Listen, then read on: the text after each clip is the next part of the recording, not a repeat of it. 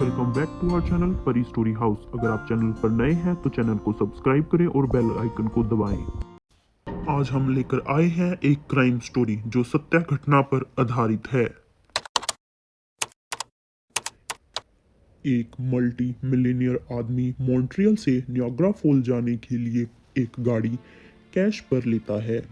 उसमें अपनी 3 लड़कियां और पत्नी को बिठाकर गाड़ी को लॉक करके एक नदी में गिरा देता है। कनाडा का यह सबसे चर्चित ऑनर किलिंग का केस था। स्टार्ट करते हैं अपनी स्टोरी को और जानते हैं कि क्यों हुआ था। इस स्टोरी में एक आदमी को क्यों अपना पूरा परिवार खत्म करना पड़ा। कहानी स्टार्ट होती है 1979 अफगानिस्तान से। साफिया मोहम्मद नाम का आदमी था। उसकी शादी रोना के साथ होती है। रोना लेडी का नाम था। शादी बहुत धूमधाम से होती है। वह आदमी अफगानिस्तान का बहुत बड़ा बिजनेसमैन होता है जो कि एक अमीर घराने से संबंध रखता था। लेकिन 10 साल तक इनके कोई औलाद नहीं होती। साफिया और रोना को सभी रिश्तेदार पड़ोसी बोलने लग जाते हैं कि बच्चा गोद ले लो या शादी दोबारा कर लो। रोना एक बहुत ही अच्छी लेडी थी। उसे भी लगता है कि आपको एक और शादी कर लेनी चाहिए, मुझे कोई समस्या नहीं है। उसके बाद रोना की सहमति से साफिया 1989 में एक शादी और करवा लेता है। शादी की पिक्चर आप देख सकते हैं। उस शादी से उसकी पहली पत्नी भी खुश थी। दूसरी शादी उसकी तूबा नाम की लड़की के साथ होती है। अच्छे से खुशी खुशी शादी होती है उसी हॉल पैलेस में जहां पर पहले शादी हुई थी। दूसरी शादी के बाद 2-3 साल अच्छे से कट जाते हैं। दोनों पत्नियां एक ही घर में रहती थी। बच्चे भी हो जाते हैं। धीरे धीरे अफगानिस्तान का माहौल खराब हो जाता है तो साफिया वहां से मूव होने का सोचता है। वहां से वो ऑस्ट्रेलिया चले जाते हैं। ऑस्ट्रेलिया वो 1 साल रहते हैं। वहाँ सिटीजनशिप नहीं मिलती। पैसा उन्होंने कमा लिया था तो उन्होंने सोचा हम दुबई चलते हैं। उसके बाद वो 1993 में दुबई चले गए और 2007 तक वहां रहे। उन्हें पता था कि दुबई में भी सिटीजनशिप नहीं मिलेगी। गाड़ियों के बिजनेस में बहुत पैसा कमाया। इसी टाइम दूसरी पत्नी से उसको 7 बच्चे हो जाते हैं। अच्छा बिजनेस खड़ा कर लेता है और फिर उसे फील होता है कि सिटीजनशिप यहाँ पर भी नहीं मिलेगी। क्यों ना हम ऐसी कंट्री ढूंढते हैं जहां हमें सिटीजनशिप मिल जाए। उस टाइम में साफिया ने पैसा बहुत कमा लिया था। मॉन्ट्रियल में एक मुहिम चली हुई थी, शायद अब भी हो, कि अगर आप वहां इन्वेस्ट करते हो तो आपको वहां की सिटीजनशिप मिल जाती थी। तो इस आदमी ने $2 मिलियन लगाकर मॉल बनाना था। उसी तरह है उसे यहाँ की सिटीजनशिप मिल गई और $2 लाख का घर मॉन्ट्रियल में ले लिया। उस घर में यह अपनी पत्नी तूबा और 7 बच्चों के साथ रहने लगा और उसके 6 महीने बाद इसने पहली पत्नी को भी स्पॉन्सर कर लिया कि यह हमारे घर की नौकरानी है जो टेक केयर करेगी। इसी तरह से उसे स्पॉन्सर किया गया। जबकि वो उसकी पहली पत्नी थी। पूरा परिवार अब मॉन्ट्रियल में रहने लग गया। जो इनकी पहली बेटी थी उसकी एज 19 साल और दूसरी की 17 साल और तीसरी की 13 साल थी और इनका एक लड़का था 20 साल का। पहली पत्नी के साथ बहुत ज्यादा धक्का होता था।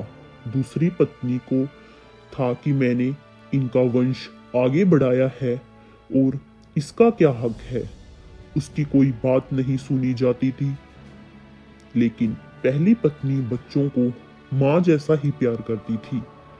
उसे यह था कि ये मेरे ही बच्चे हैं। तो उनकी बड़ी लड़की थी, वो कैनेडियन कल्चर को फॉलो करने लग गई, जैसे कि छोटे कपड़े पहनना, बाहर घूमने जाना। लेकिन जो उसका पिता था साफिया, वो बहुत कट्टर था। वो नहीं चाहता था कि उसकी बेटी ऐसे कपड़े पहने या किसी लड़के से बात करे। उसे ऐसा लगता था कि जैसे उसकी पहली पत्नी उसको वर्गला रही है कि ऐसे कपड़े पहनो। साफिया को धीरे धीरे पता लग जाता है कि उसकी बड़ी बेटी का किसी पाकिस्तानी लड़के के साथ अफेयर है। जो दूसरी बेटी थी उसके भी फोन से चैट पकड़ी जाती है। जो तीसरी बेटी थी उसका भी उसे शक था कि वह किसी से बात करती है।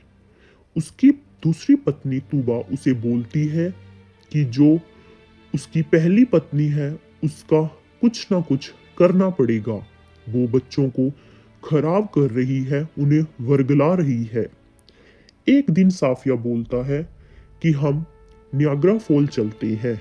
सभी 29 जून को ये आदमी जो मल्टी मिलीनियर था $5,000 कैश पर गाड़ी लेता है, ब्लैक नीसन। पहली पत्नी को वो कहता है कि तुम और तीनों लड़कियां इस गाड़ी में आ जाना, हम दूसरी गाड़ी में आते हैं क्योंकि स्पेस कम है। अपनी दूसरी पत्नी और अपने लड़के को लेकर वो दूसरी गाड़ी में बैठ जाते हैं। तो अब पता चलेगा कि एक आदमी अपनी गलती में कैसे फंस जाता है।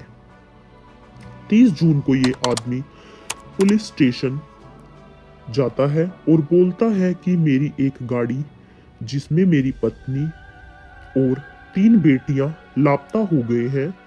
पुलिस इन्वेस्टिगेट करती है कि यह कैसे हुआ कि एक साथ पूरा परिवार ही गायब हो गया। जब पुलिस तहकीकात करती है तो पुलिस को पता चलता है कि साफिया नाम से एक दिन पहले पुलिस रिपोर्ट की जाती है कि पार्किंग में किसी ने उसकी गाड़ी को हिट किया है। उनकी गाड़ी को चेक किया जाता है। इसकी गाड़ी फ्रंट से ठुकी हुई थी। तो इतने में ही पुलिस को एक और गाड़ी काले रंग की नदी में गिरी हुई मिलती है।